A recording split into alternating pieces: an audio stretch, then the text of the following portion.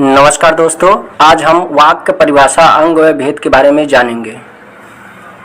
वाक्य परिभाषा अंग व भेद। सबसे पहले हम परिभाषा जानेंगे। दो या दो से अधिक शब्दों से मिलकर बने सार्थक समूह को वाक्य कहते हैं। अब जानेंगे वाक्य के अंग। तो वाक्य के दो अंग माने जाते हैं। पहला है उद्देश्य और दूसरा है विधेय। अब हम जानेंगे उद्देश्य के बारे में।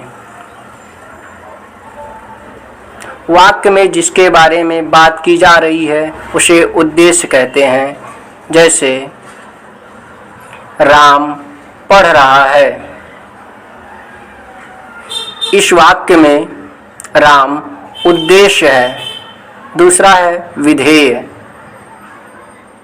उद्देश्य के बारे में जो कुछ कहा जाता है उसे विधेय कहते हैं। जैसे ऊपर लिखे हुए वाक्य में राम पढ़ रहा है शब्द विधेय है।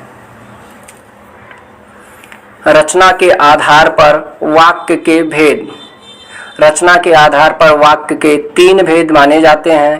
पहला है सरल वाक्य, दूसरा है संयुक्त वाक्य, तीसरा है मिश्र वाक्य। अब जानेंगे अर्थ के आधार पर वाक्य के भेद। तो अर्थ के आधार पर वाक्य के 8 भेद माने जाते हैं।